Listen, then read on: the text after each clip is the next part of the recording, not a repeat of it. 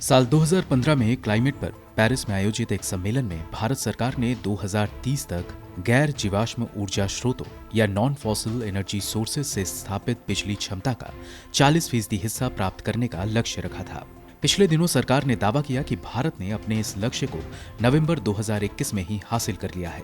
सरकार ने दावा किया कि भारत का कुल इंस्टॉल्ड रिन्यूएबल एनर्जी 156.83 गीगावाट तक पहुंच गई, जो पूरी तरह से स्थापित बिजली क्षमता का 40.1% है। हालांकि अगर हम आंकड़े देखें तो पता चलता है कि भारत रिन्यूएबल एनर्जी सोर्सेज से पावर जेनरेशन में अपने वास्तविक लक्ष्य से काफी पीछे है। मसलन सिर्फ गैर जीवाश्म ऊर्जा क्षमता स्थापित करने ही भर से हम अपने लक्ष्य तक नहीं पहुंच सकते। केंद्र सरकार का कहना है कि भारत के पास कुल 390.8 गीगावाट स्थापित बिजली क्षमता है। अगर हम इनमें थर्मल बिजली प्लांट से बिजली उत्पादन की बात करें तो भारत इसे कम करने की दिशा में पीछे है। भारत का इसी साल के सितंबर महीने में कुल बिजली उत्पादन 122 बिलियन यूनिट रहा और इनमें 90.53 बिलियन यूनिट बिजली थर्मल एनर्जी सोर्सेज से प्राप्त हुए। जाहिर है, इस तरह भारत रिन्यूएबल एनर्जी पर अपनी निर्भरता कायम करने की दिशा में पिछड़ सकता है। भारत को रिन्यूएबल एनर्जी पर अपनी निर्भरता कायम करने के लिए थर्मल एनर्जी सोर्सेज पर अपनी निर्भरता कम करनी होगी, जो क्लाइमेट के लिए भी फायदेमंद साबित होगा।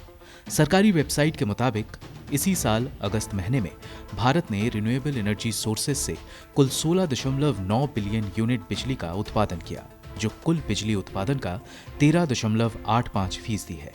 अब केंद्र हाइड्रो पावर प्लांट को भी रिन्यूएबल एनर्जी का सोर्स मानता है, जिसका कुल उत्पादन सितंबर 2021 में 17.8 बिलियन यूनिट रहा, जो कुल उत्पादन का 14.59% है। इनके अलावा कुछ अन्य सोर्सेज भी हैं जहां से रिन्यूएबल एनर्जी प्राप्त होते हैं।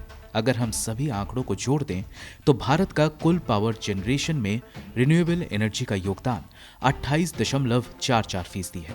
यानी भारत के कुल बिजली उत्पादन में इंस्टॉल्ड रिन्यूएबल एनर्जी कैपेसिटी 40% है, लेकिन इससे बिजली का उत्पादन सिर्फ 28.44% है। COP26 का भी यह लक्ष्य है कि रिन्यूएबल एनर्जी सोर्सेज से पावर जनरेशन को बढ़ाया जाए, ना कि इसकी इंस्टॉलेशन कैपेसिटी को। ब्यूरो रिपोर्ट, गो न्यूज़।